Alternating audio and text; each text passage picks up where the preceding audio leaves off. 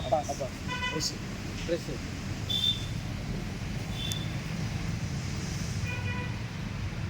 మీరంతా లోకలేనా? మరి కాకినాడ ఇక్కడ వర్క్ చేస్తున్నావా? ఇక్కడే ఇంతకుముందు 8 years ఓకే నువ్వు హైదరాబాద్లో okay okay farmer company register అయింది. రిజిస్టర్ తర్వాత మన మైలేజ్ ఎంపాల్స్ ఓకే ఓకే ఓకే ఉప్పల్లోనే ఉంటాను. ఎంతకాలం చేసుకోవడం మరి చిన్న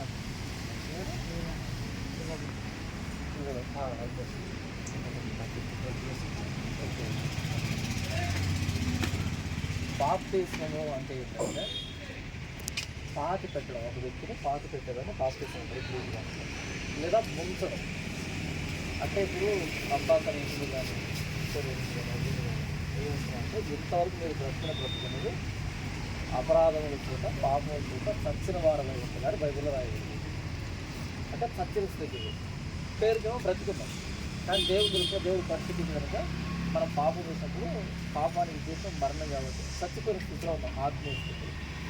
కాబట్టి ఇప్పుడు చనిపోయినటువంటి మిమ్మల్ని ఈ జీవితంలో ఈ నీళ్లు ప్రభు యేసుక్రీస్తు రక్తాన్ని సాపరిస్తుంది.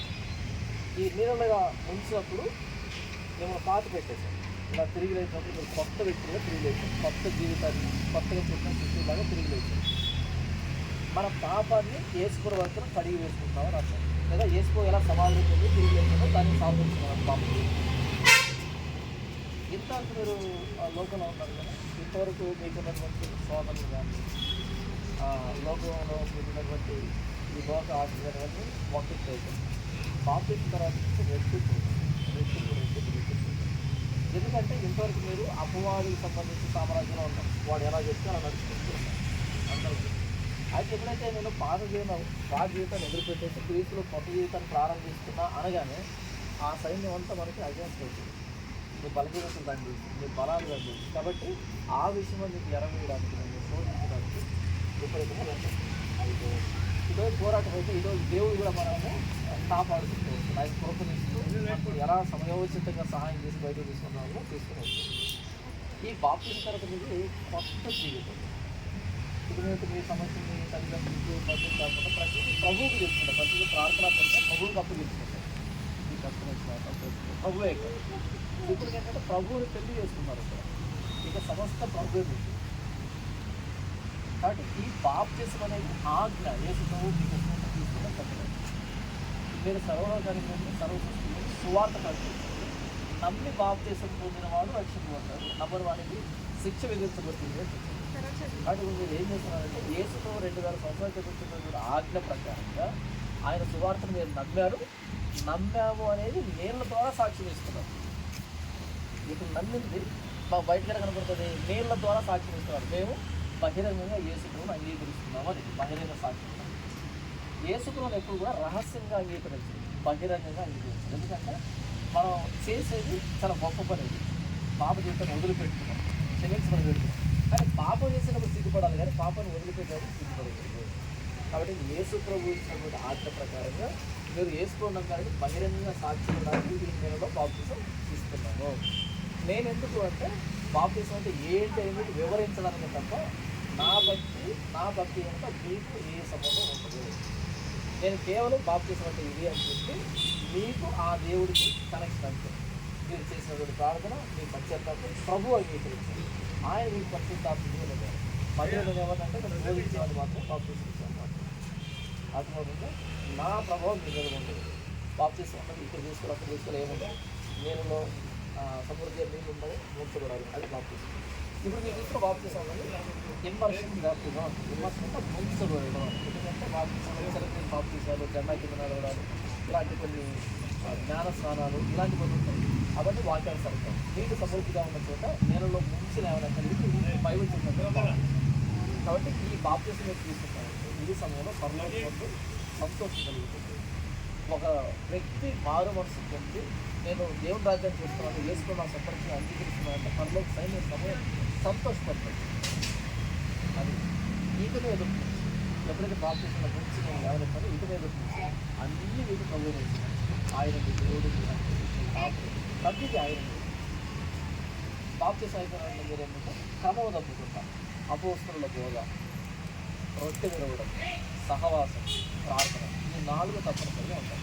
అపోస్తల బోధ అంటే ఎవరు ఎందుకు అనకూడదు, వాక్యానుసారంగా మాట్లాడితేనే వాక్యానుసరిపోతేనే అపోస్తల బోధ ఉంటుంది.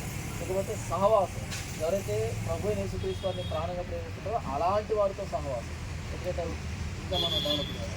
రొట్టె విరవడం, ఎల్లప్పుడూ ప్రభు యేసుక్రీస్తు వారి ప్రాణత్యాగాన్ని గుర్తు చేసుకుంటూ రొట్టె విరవాలి మన సాక్ష్యం. ఇది ప్రార్థన, వ్యక్తిగతంగా ప్రతి సమయంలో ప్రభువుతో మనం సహాయం అడగాలి. అది మనం కష్టం వచ్చినా, రోగం వచ్చినా, సంతోషం వచ్చినా, ప్రభు నా పరిస్థితి డైరెక్ట్గా దేవుని మనం అడగొచ్చు, మన ప్రార్థన చేస్తే అయిపోతుంది. ఇది క్రైస్తవ జీవితం. ప్రస్తుతానికి తీసుకున్న బాప్తిసం తండ్రి కుమార పరిశుద్ధాత్మగా ఇస్తున్నారు. మన దేవుడు తండ్రి కుమార పరిశుద్ధాత్మగా ఉన్న ఏకదేవుడు కనుక తండ్రి కుమార పరిశుద్ధాత్మగా మీకు బాప్తిసం.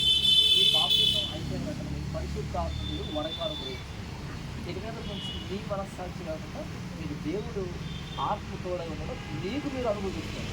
ఇది వచ్చి ఇది వెళ్ళు ఇలా చేయని ప్రేరేపణ కానీ, పాపం కలిగినప్పుడు ఒప్పుకునేదాకా నిన్ను ఒప్పించే దాని కానీ ప్రతి దాంట్లో మీరు ప్రభు సహాయాన్ని, ప్రభు ప్రేరేపణ మీరు అనుభవిస్తారు. వ్యక్తిగతంగా రోజు ఆ అనుభవం అయితే వస్తుంది. కాబట్టి ప్రస్తుతానికి ఇష్టమట్టుగా మీరు మనసులో చేసుకోవడం నా సొంత అభిప్రాయం తీసుకున్నాను అనేది మనసులో తీసుకుంటే నేను మీకు బాప్ చేసుకుంటాను. అది మీరు చేస్తారంటే మీరు ప్రార్థన నేను పాపని వేసుకోవచ్చు. నా కోసం జీవులు ప్రారంభించిన నా పాపాలు చేయించండి, నా పాపను సమర్పించండి, తను మీరు గట్టిగా చేసుకోండి, వేసుకుంటున్నాడు ప్రార్థిస్తున్నాడు తండ్రి అనేది మేము ఆనందించా మీరు ప్రార్థిస్తాం. తర్వాత మీరు వ్యక్తిగత ప్రార్థిస్తాం ప్రార్థిస్తాం.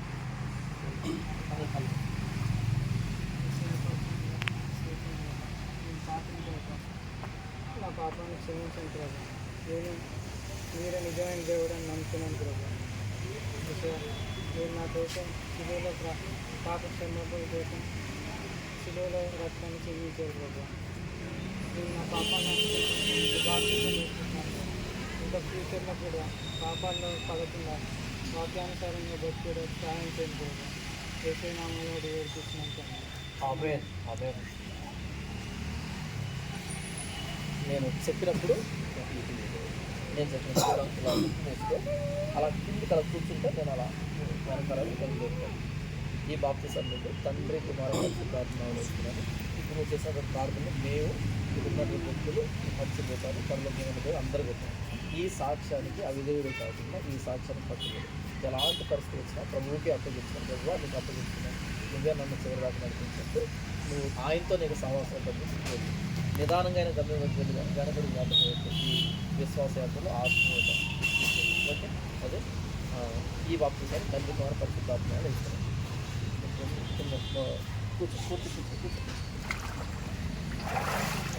మహాపరిశుద్ధుడు తండ్రి, ప్రేమ కలిగిన ఆయన సహోదరుడు అదే మీరు బాప్తిసం కృతజ్ఞతలు ఆయన బాప్తిసం అంగీకరించి పరిశుద్ధుడు అవుతుంది. ఇది మొదలుకొని ఈ విశ్వాస యాత్ర అన్నింటిలో మేము మహిమార్గం అతను బెనిఫిట్ చెల్లుతున్నాం. దాని ఎవరు ప్రాయులు అనేకమైన అపవాది వ్యక్తులు తంత్రాలు సోదరులు అన్నింటిలో మీరే తోడైన ఈ బాప్తిసం మీకు మహిమకరంగా చేయాలి.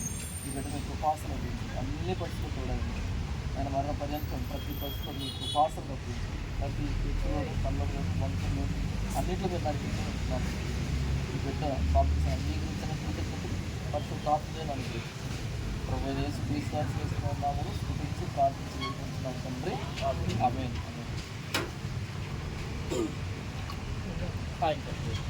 బాకీ మార్చుకుని రెడీ